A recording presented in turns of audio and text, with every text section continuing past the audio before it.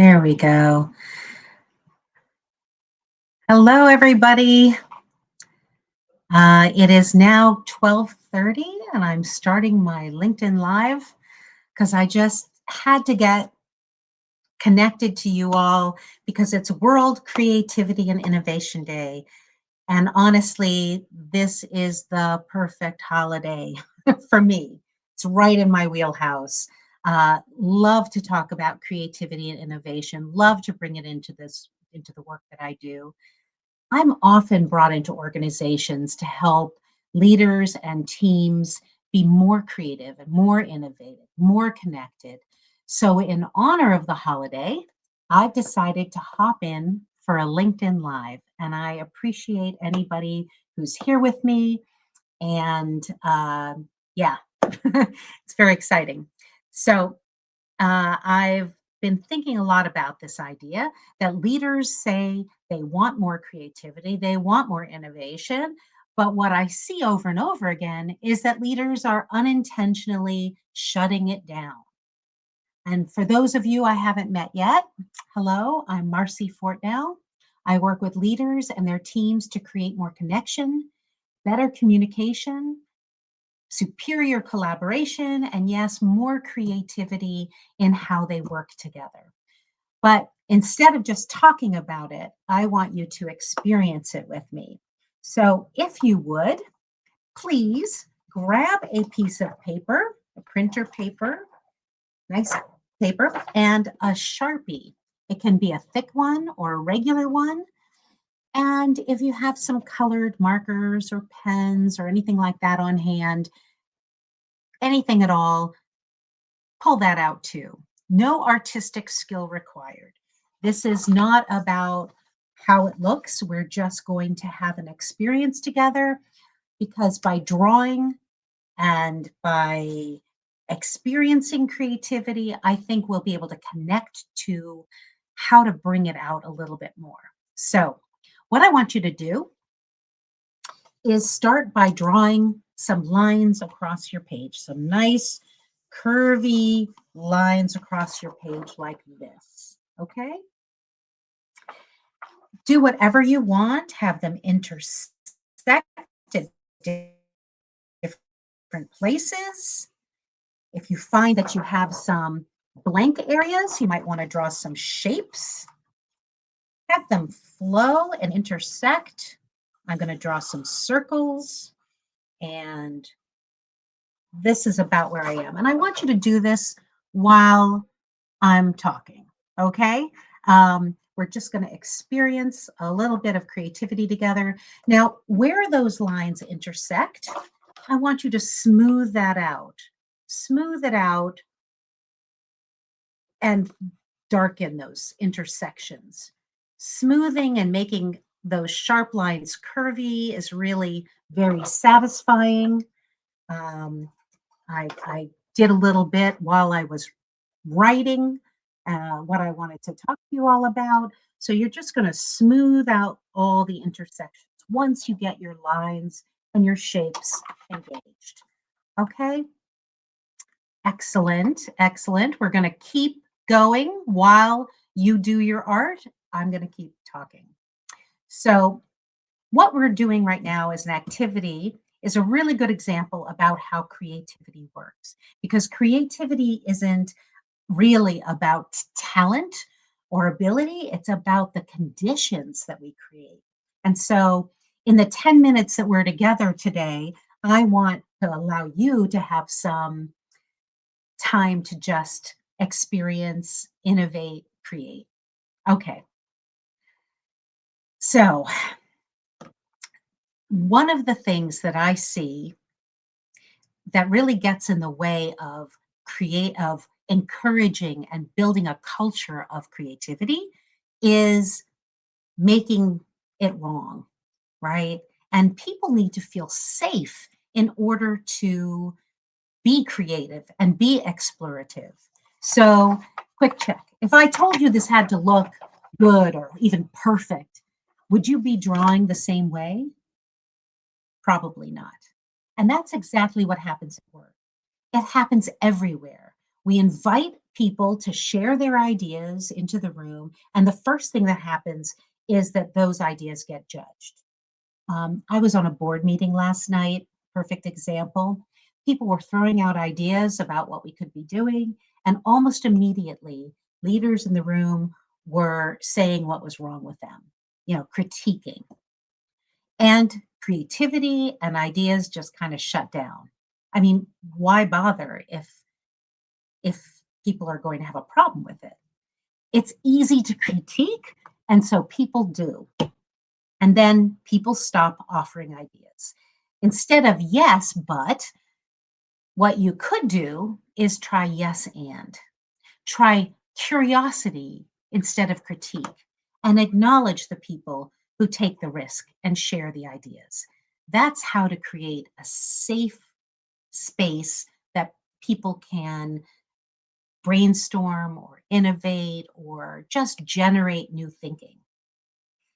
That leads us right into the second thing that I see leaders do or not do, and that's separate that creation from the judgment.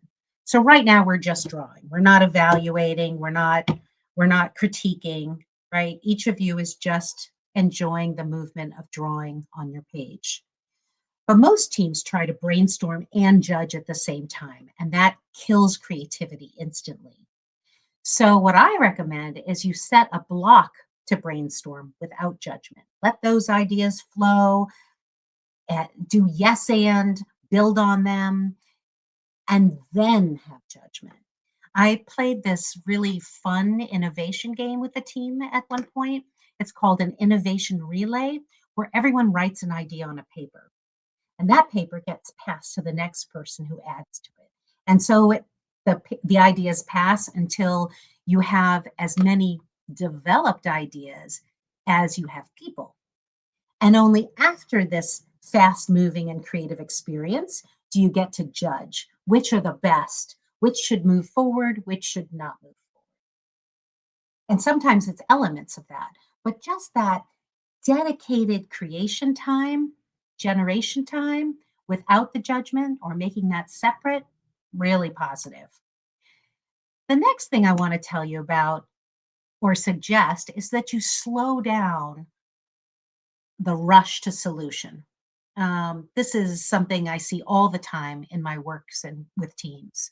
Smart, capable people who are great at solving problems. It's usually what got them to the positions that they're in, but they jump to solutions too quickly.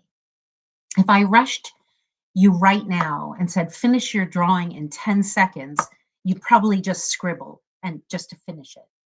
And that's what happens a lot in teams. I worked with a team who was trying to fix miscommunication. And before I got there, they were jumping straight into business, building processes and policies and procedures. And they just made everything more complicated and bureaucratic, and in fact, did not solve the problem. They needed to pause and ask, what are we actually trying to fix? Leaders, this is where you ask better questions and slow things down. It may feel slower, but it leads to better way of thinking and better ideas. The next thing is to invite more voices. So right now it's just you drawing. It's not a team experience, but if we were in a team setting, this is where we'd ask, who hasn't added a line yet? It's natural that the more outgoing people on your team do all the talking and the quieter folks don't always participate. It happens in every group setting. And it's a leadership challenge. But if you want the very best ideas, the most creative, collaborative team, you have to figure out how to get everyone engaged. And that might mean adding structure.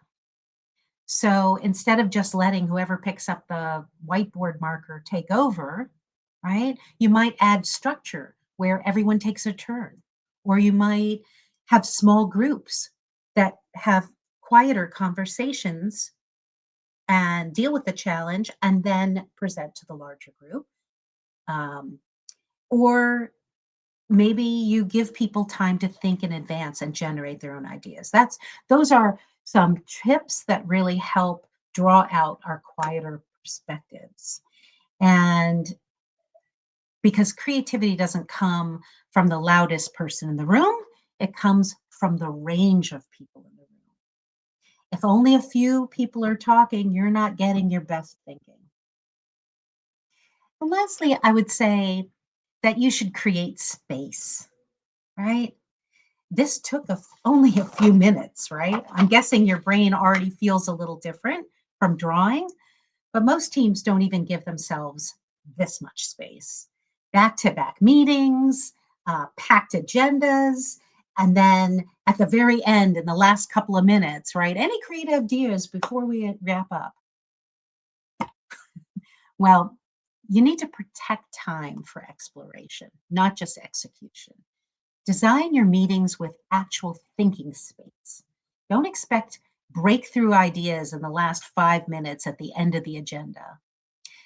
If every meeting is packed, rushed, and back to back, creativity doesn't stand a chance.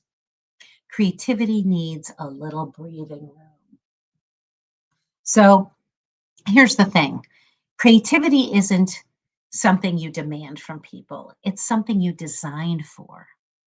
And leaders who get the best ideas, they're not the ones with the most creative teams. They're the ones who make it safe, structured, and expected for creativity to happen. So, and what just you just experienced, even in something this simple, is the difference between pressure and possibility. If you're leading a team, planning a retreat, or even just thinking about your next meeting, this is the shift designed for creativity and it'll show up. That's the difference between asking for creativity and designing it. Now, before you go, I'm curious, did you feel a shift while you were doing this? Maybe just a little more space, a little less pressure? Be sure to continue your drawing today. Fill in each space with some color. Creativity doesn't come from pressure. It comes from permission, structure, and space. And if you lead a team, try it in your next meeting, even for a few minutes, and see what changes. And if you're thinking about how to bring more of this into your team or retreat, I'm always happy to have that conversation. Just message me in the comments below. And thanks so much for joining me for this LinkedIn Live and the celebration of World Creativity and Innovation Day. Thanks so much.